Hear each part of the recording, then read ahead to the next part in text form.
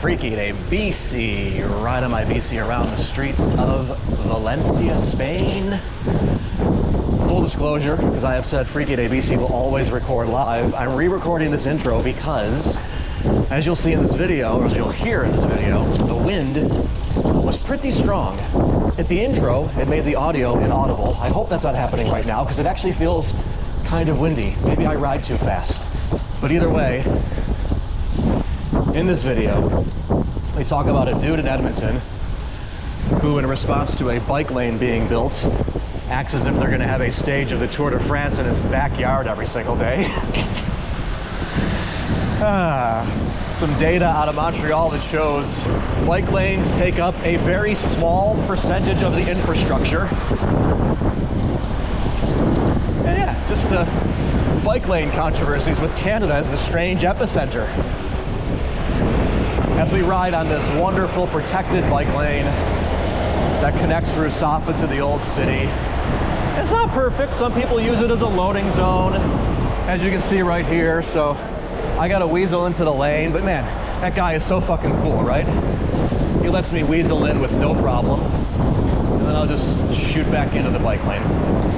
But in Edmonton, in the province of Alberta, which is the most conservative province in Canada, it's kind of like the Texas of Canada in many ways. They approved a bike lane project that has apparently had opposition from the people in the neighborhood for like 5 or 6 years. And there's an article where they interview somebody that lives in the neighborhood who has been leading the opposition. I'd love to meet this guy. When you read his quotes, you'd think they're proposing to have a stage of the Tour de France in his neighborhood every single day. Except that's not the case. They just want to build a bike lane, maybe a couple, in the neighborhood. And if you look at the map, it's not like bikes are going to overtake this quiet Edmonton neighborhood. I don't understand why, because Canadians have always done a pretty good job of distinguishing themselves, particularly socially, from Americans. But Canada's like the epicenter of bike lane controversies right now. So in Montreal, McGill University researchers did a study, and they discovered that 2% of the space in Montreal is dedicated to bicycle infrastructure, the rest to the car. So they wrote an article about this in the Journal of Cycling and Micromobility. I love the idea that there's a Journal of Cycling and Micromobility, an academic journal. I have subscribed to alerts from this, so you'll probably be hearing about it more in the future. But I love the title of their article.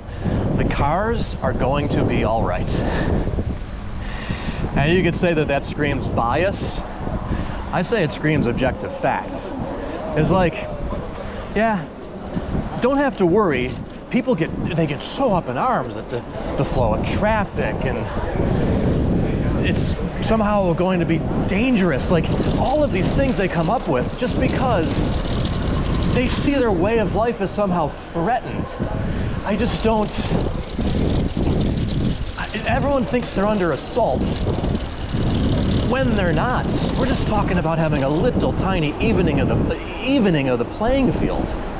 Now, a few videos ago, we talked about a study that was done in Barcelona that said, well, there's all of this space being dedicated to the bicycle, but the percentage of people using bikes is too low to justify it taking up all of this space. We debunked that in that video because it doesn't make any sense.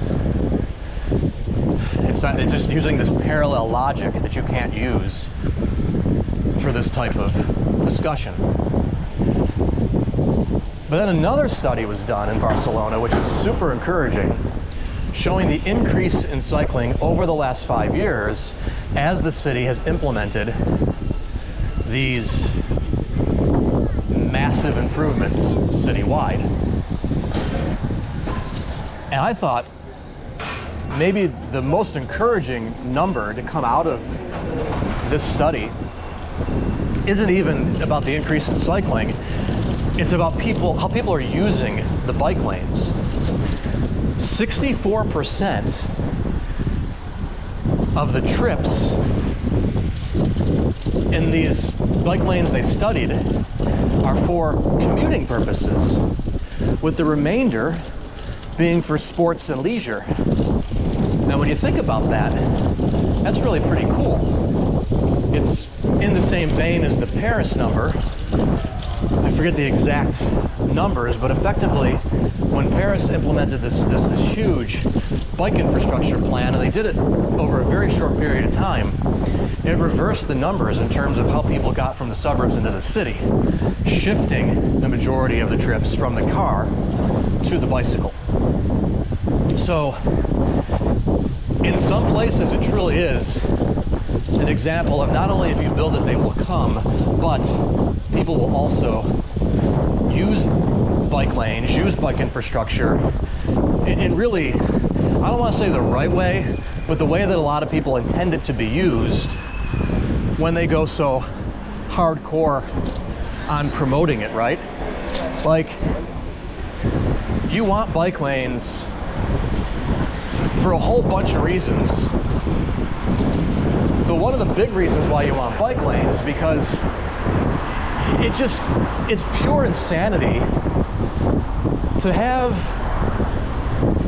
a trip or a commute that you could take on foot, on public transportation, or on a bike. A very short commute or a very easy commute. You always got to watch about being doored everywhere, not just in the shitty bike cities, but even the good ones.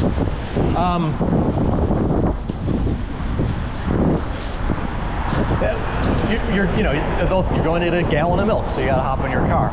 Or you've got this 3-mile ride to work, and you spend 20 minutes in the car doing it. It doesn't make any sense, and thankfully more and more people are realizing it. So when bike lanes get built, and you see that in this case about 2/3 are being used for commuting, and I'm gonna guess that commuting rolls not just going to work, but running errands into that. I'm just making a somewhat educated guess that that's the case. That is super encouraging, because the one thing that generally happens when people are commuting and doing errands by bike is that, well, they're getting exercise at the same time. So even though your intent isn't quote-unquote sports and leisure, when you go out on your bike, like right now, I mean, am I commuting? Am I running an errand? I don't know. I'm working. Sure as hell doesn't feel like work. But whatever I'm doing, I'm getting exercise in the process.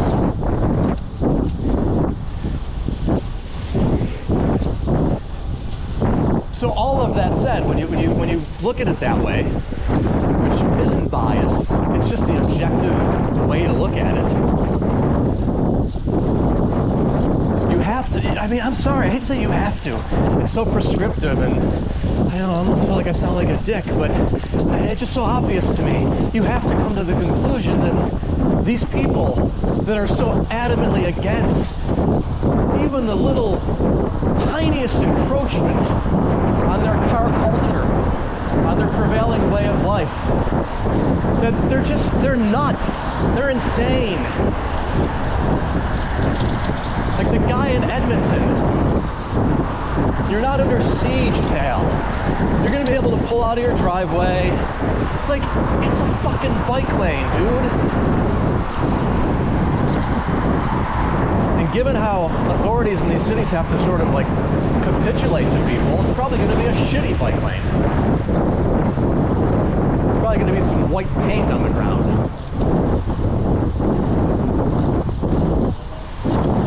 So yeah, Edmonton, Montreal, Barcelona, the stories tie together from this lunatic style opposition to the city saying, listen, we heard your fears, we heard your concerns. This is what the city official in the article said.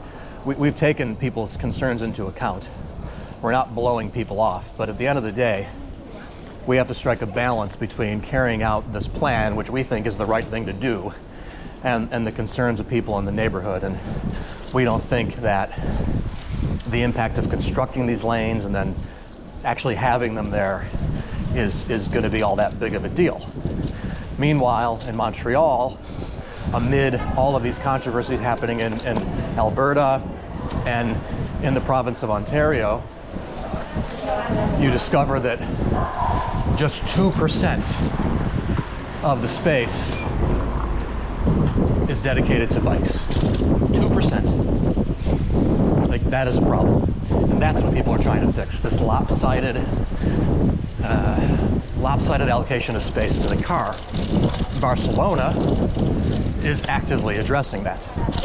Other cities like Valencia, Paris, really all across the world. In some places it's done better than others, and there's less resistance. But there is this worldwide push to make things more sustainable, to make things more equitable, and to even out the playing field. But the harder people push and the more they advance, there are always those pockets of opposition. It's one reason why I did not get into urban planning, because the pockets of opposition tend to be very small, but they're the loudest. They're the loudest. They're the ones that show up at the meetings and create the most problems and attempt to stifle progress. And sometimes they're successful at stifling progress. So that's that for today. I just found these stories to be infuriating and inspiring all at the same time. We'll cover more of them. And man, I got some big plans for this channel. I'm excited looking at some of the data recently. People are watching the videos longer. And I feel like we're forming a good little group here on Friki de Bici. So please subscribe, please like the video, leave a comment, let me know what you think. And expect a lot more, including maybe me riding my bicycle outside of the city of Valencia here in a little while. 2026 plans are big, and absolutely would love your support, need your support to make sure that we can make them happen. So I appreciate it. Thanks for watching, and we'll see you next time.